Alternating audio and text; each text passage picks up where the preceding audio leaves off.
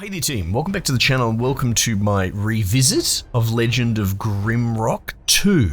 So I've been flirting with the idea on the main channel of just doing daily overviews, but I want to do something with nostalgia with older games as well, especially when there's so much discourse around the quality of games in current year and how maybe they're not quite what they were 10 years ago.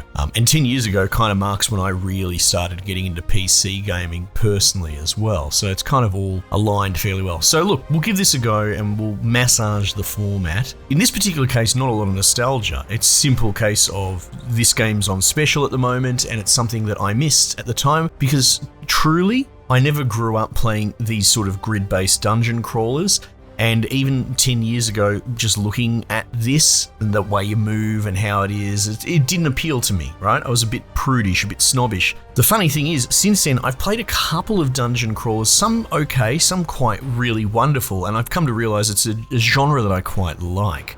Things that come to mind is Operencia, I think that's the name of it.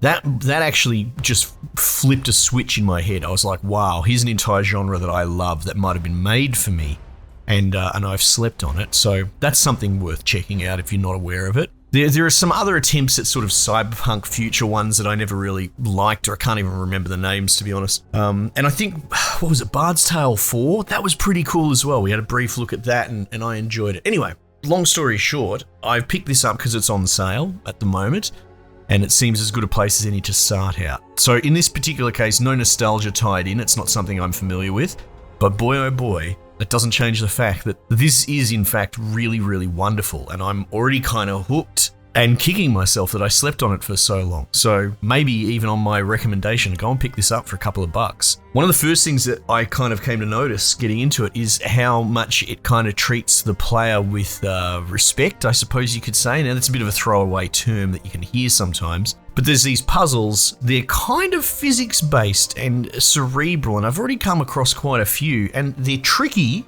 because I've been conditioned by soft, small brain modernisms to not actually solve shit on my own. Things like I don't necessarily want to give the game away because I went in blind, I didn't know. It'd be cool if you went in blind, but again, this is a little bit different. This is revisiting, 10 years removed. I think statute of limitations gets lifted at that point, but there was one thing where it was like there's these pressure pads you can step on, but obviously you move in this grid-based movement, and the clue was like X marks the spot, and I was like, well, how do I, because you can't move diagonal, so I can't draw an X. How do I maybe hold all the pressure plates down? And I'd been killing a bunch of turtles and dropping all this turtle meat that I wasn't using. So you can just throw it on your screen, drop it on the ground basically. And I could weigh down all the pressure plates with the turtle meat and make an X and it would open the door, right? There are other ones like that as well, all kind of physics-based, logic-based as well. You'll read the clue and you'll go, oh, that makes sense. Searching for hidden buttons to open doors that aren't that hidden, it just requires looking at walls with a fine-tooth comb, that sort of thing. It's actually really quite wonderful and refreshing that it's not as hand-holdy as what perhaps we've grown accustomed to, or I can only really speak for myself, but I'm sure I'm not alone. So this is a bit of a breath of fresh air that you need a guide to go through because, it's almost like detoxing off being small brain. So I'm really, really enjoying it, and I've only played a little bit of it, but so far it's actually really impressed me. The combat's really interesting, but I think it's standard fare for dungeon crawlers of the time. You've sort of got like a 4-man party, and it's kind of directional. So like, I actually had my wizard get killed. You can revive them at like a save point stone, and he's in the back corner. I'm using my hands as I am wont to do. And a zombie came up and attacked me from behind while I was fighting one in front. And I didn't realize, and he was taking all the damage, and he's not really damage resisting, so he died.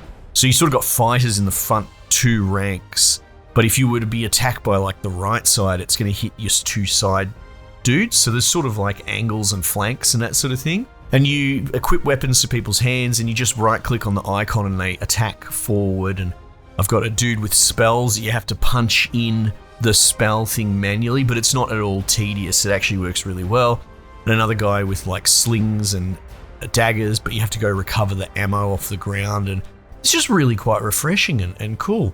I wouldn't say it's really squeezed me too hard, but at the same time, it hasn't been a cakewalk either. It's early days, and I would hope to play more of it over the course of the year, but I'm just broadly impressed with all the moving parts, everything about this game. It's really quite wonderful. So yeah, look, again, this is just a sort of bit of a prototype. I don't want it to go very long.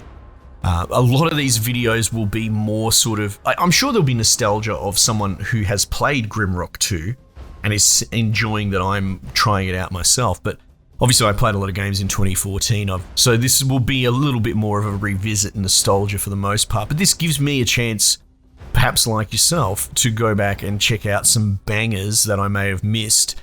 And if anything, you know, reviews and metrics over time have consolidated what has stood the test of time. That's why this popped up on my radar, because it's kind of wildly regarded as one of the great games of that year.